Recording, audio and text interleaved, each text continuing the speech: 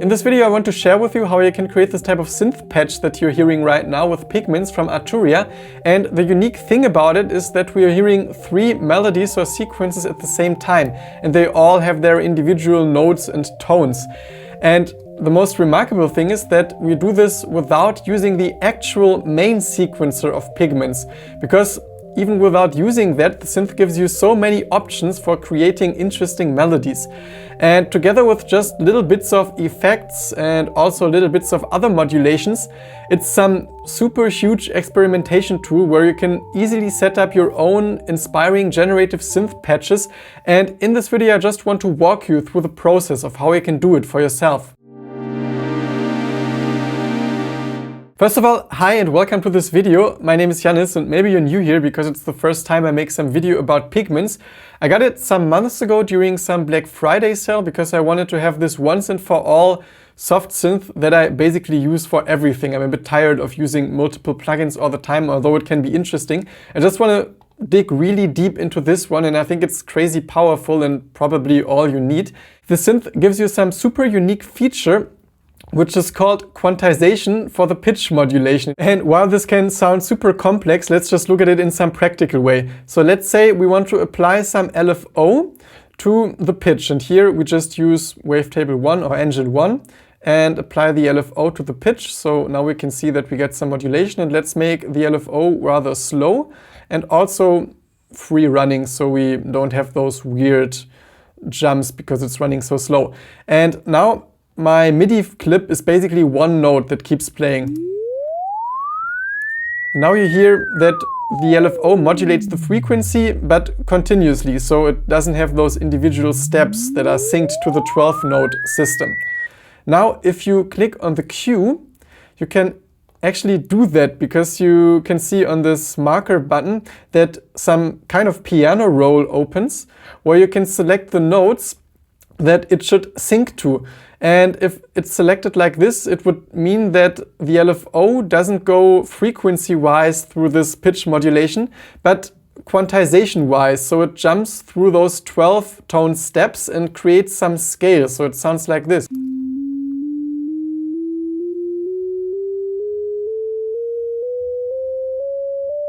Which is super amazing because this way we can control the tones it can generate and just use whatever we need for our music. So if you say you only want to have a major scale, you just deselect all the notes on the upper row and now it will just create some major scale.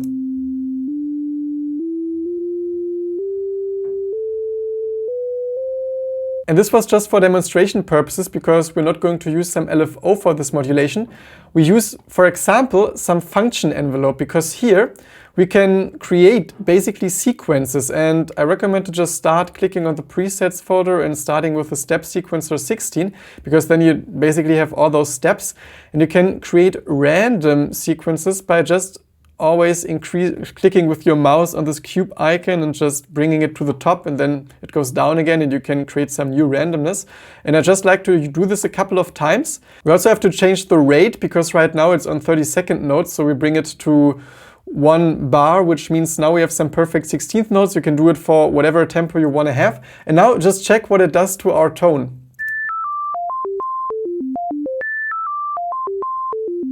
Out of a sudden, we have some melody that is actually connected to the tones we know from the 12-tone system in music theory. And if you don't like it, you can just either play with the random, and always you get some new melody, or you can also do it manually by just changing the positions of those individual steps, which is what I'm not going to do for this video because I like to use random functions. But here you can figure out what kind of amount you need in order to find the tone you want to have. So of course, with the sequencer, it's easier because if you use it, you can basically see C, D, E or D sharp, all those individual notes, also depending on your root note. But here you just have to fine-tune them a little more because you don't see it on the sequence. But then again, this way you can do this for all those 3 individual engines. And now you can, for example, use the scale amount here for determining the range because right now it's quite jumpy. So this way we have some more concentrated melodic variation. And you could also instead here decrease the amount, because if you bring the amount to 100, we get some crazy jumpy melody. But you can lower the amount and control it a little more. And also for this example, I want to change the scale because major scale is fine, but I like Dorian a lot for those types of patches. So for Dorian, it's basically a minor scale with some regular 13, and don't worry, it's not about theory, this video. You can just copy the settings here. So we need to change this note to this note, and in the end also change this note to this note. And now we get some melody based on the Dorian scale. And I just played around a little and ended up selecting this type of sequence for now. It's also good to know that you can change between unipolar and bipolar, because if it's unipolar, it only goes into one direction, in this case higher than you set the course on the button here. But if you select bipolar, it goes into both directions, so it sometimes goes up, sometimes goes down, which depending on what you want can be also some super cool function. Now you can do exactly the same for engine 2 and engine 3, because engine 2 is the same one as engine 1 in terms of the settings. And then the utility engine has some other oscillator here where you can also quantize the modulation of the chorus or the pitch. So that's why you can have 3 independent melodies. So you could either copy exactly the same approach that I used here. I want to show you something for the second engine though, that we do it slightly differently, because of course we can use exactly the same type of 16th note rhythm, but you can also tune the second engine like some octave down, use it in some more bass function, and create some other function. I mean, I'm going to use the step sequencer 16, but we can pick some slower rate, and let's use this for now and apply it already to the chorus. Oh, see, that's how it sounds like if you don't quantize it. Of course, you have to do the same here. Select the, in our case, Dorian scale.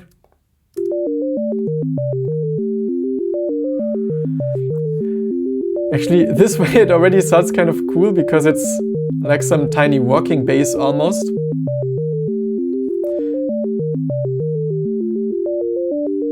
And if you make it slower, you have some more bass effect, and maybe bring it down even 24 C meters.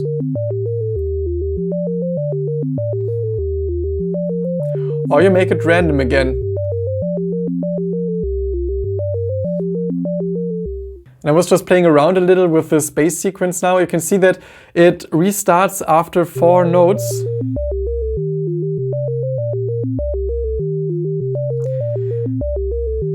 Because the retrigger source is this MIDI clip, and the MIDI clip starts after 1 bar in this case, or 4 slots. So you could also pick some other retrigger source, but actually let's not get into this right now.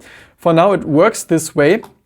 And another fun thing would be to modulate actually this rate. So sometimes it gets faster. So you could, for example, create some sample and hold LFO like this random one, and sync it to, let's say it shall start.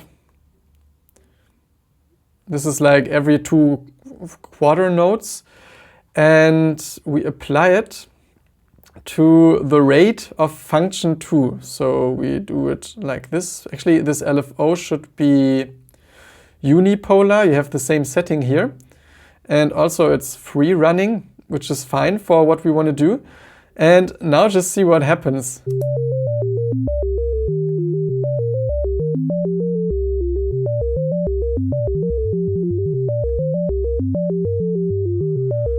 So based on where this LFO is, this random one, we change the speed of our kind of baseline. Now with the third oscillator, I want to show you some, again, different approach, and you can always take whatever you find the most interesting and experiment with those things for yourself. I can only show you a glimpse. But so in this case, let's first think of adjusting the scale, doing it like this. And this one, we can actually even put like some 12 semitones higher. Generally, if you use different octaves, it's great because you use more space of the frequency spectrum and you don't have your 3 melodies sing in the same register.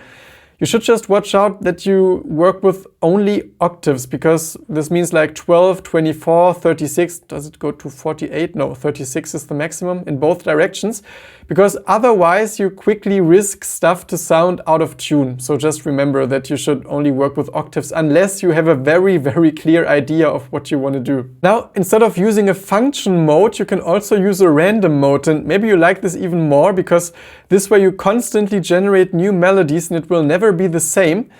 Let's click on the random section and we'll use this touring mode. Let's just use random 1, it's perfect, and apply it to this third oscillator course. And let's just see what happens.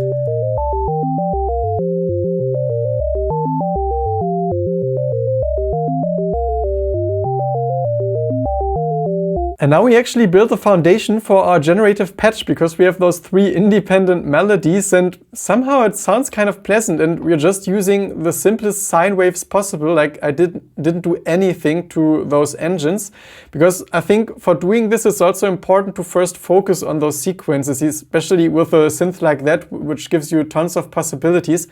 It's really important to pick one thing you focus on. It's totally fine to ignore 95% while you focus on maybe 5%. But I want to show you some more cool things in order to make the whole thing more interesting, because one thing you might realize is that all those kind of sequences always sing, so we always hear something from them.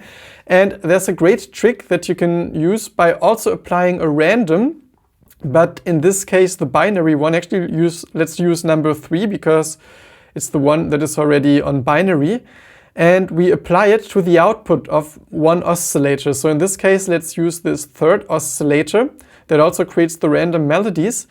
And now we put the output volume all the way down and apply this binary random mode. And let's just see what happens.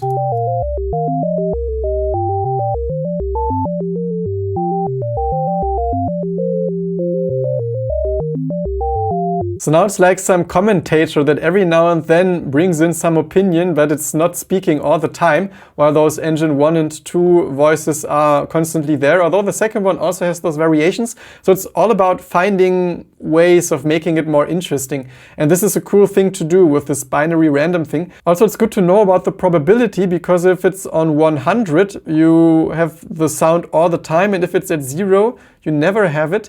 And you could also again use this LFO we already used for modulating the speed of engine 2, which was LFO 1, and just use it to play a bit with the probability. So maybe let's put it here because it's unipolar.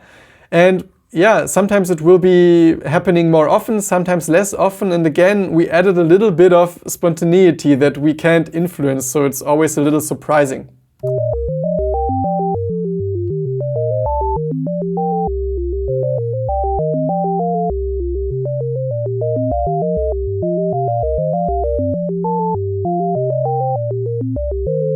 There's one more important thing I want to share with you, which is about the routing, because you can also select different ways of how your signals will be processed, and you can create 2 independent chains, which is extremely cool. Because by default, all the stuff we generate here is going to be sent into filter 1 and then filter 2, and then it goes to the effects and goes through also those 2 effect paths.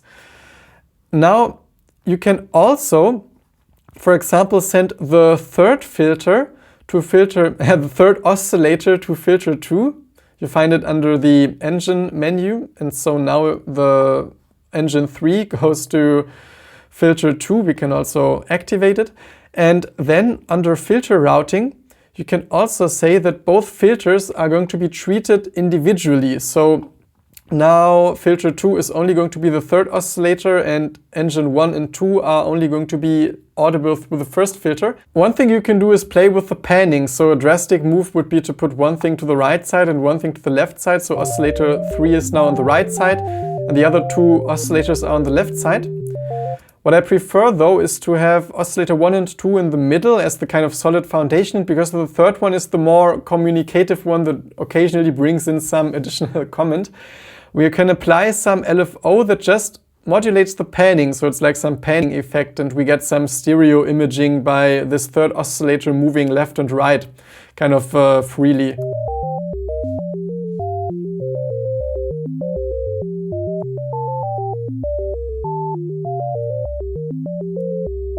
And then you can click on Sum, and if you select the split mode, it means that filter 1 is going to be sent to FX1 or A. So this is the effect path for your first chain. And then engine 3 or filter 2 is going to be sent to FXB. So if we apply effects to FXB, they are only going to affect our third oscillator, which gives us great creative possibilities. Now, under effects, there's one that I really like, which is the pitch delay. But if you apply it to like your whole sum, especially with individual sequences, it can get really messy. But now we can apply it only to the third oscillator because it's on the FXB chain, which is only affecting the third oscillator. So this means if we select it, we get this kind of nice effect only whenever this third oscillator comes in. Kind of psychedelic. And if you want, you can also add some reverb to just make it sound a little rounder.